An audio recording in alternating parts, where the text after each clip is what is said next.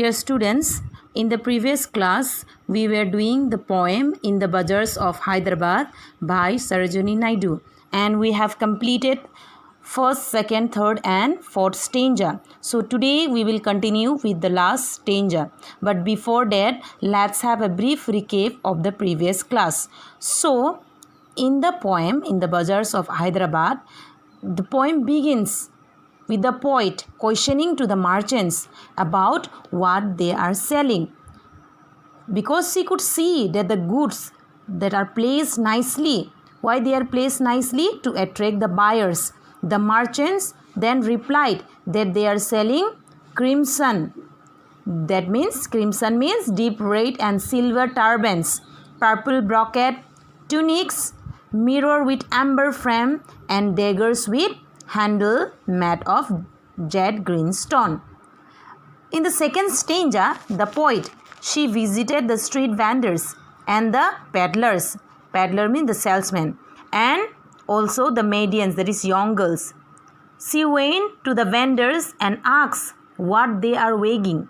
So the vendors replied, they are weighing saffron and little and rice. Again, the poet went to the maidens and asked what they are grinding. So they replied that they are grinding sandalwood, henna and spice.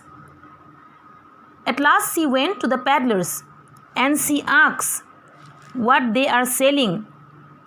They said that they are selling chessmen and ivory dice. Chessmen and ivory dice, and that ivory dice is made of ivory for what? For the game of chess. In the third stanza, the poet asks the goldsmith what ornaments they are making. So whether they are making for the wrist, for the ankles or the fingers. She also can see among their wares the bells.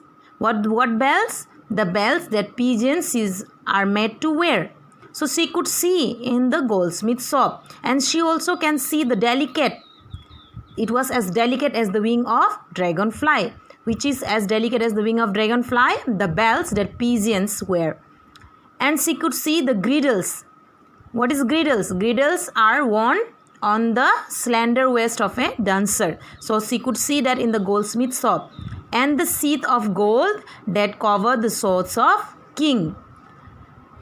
In the fourth stanza, the poet asks the fruit seller what name they are calling, whether they are calling out the name of the fruits, that is citron, pomegranate or plum, for their customers to buy.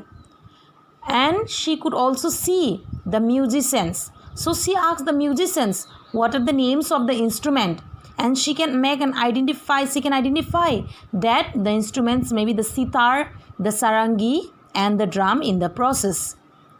At last she went to whom? She went to the magicians.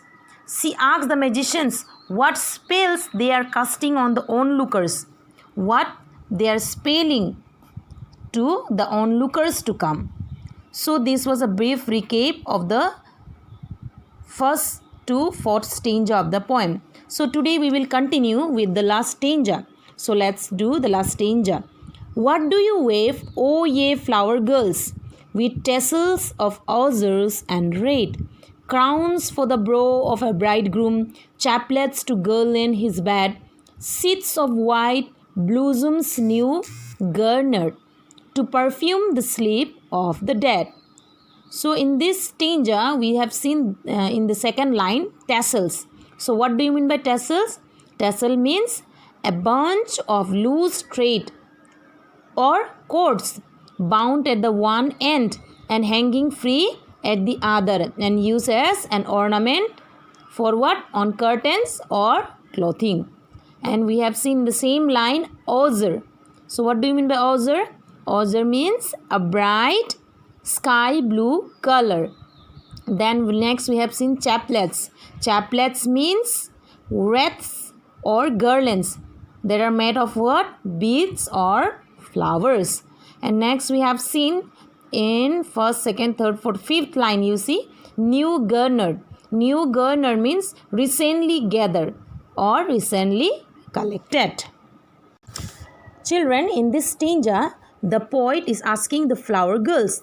Means they are asking, she went to the flower girls and she show what the flower girls are doing. So she asks what flowers they are using.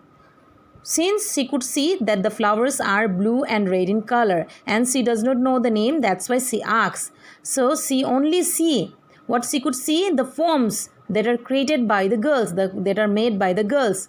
What the girls are making? They are making the crown that goes on the head of a bridegroom. I hope children you have seen in the marriage ceremony that that rituals that a bridegroom used to wear a crown, and that is made of a flower. So that is mostly you have seen in Indian wedding. Or the garland that he will place around the neck of his wife. So the girls are making garland also. So the garland you have seen maybe in the marriage ceremony, same thing, that when they are doing the rituals, they make to wear each other, husband and wife, each other, and the neck of his wife or her husband, they make to wear a garland, yes or no? And that garland is made of the flower. So the girls are making the garland and what? Making the crown. She also noticed that some white flowers were there and that had been used for what? To weave a wreath. What do you mean by? I already told it's a wreath, yes or no?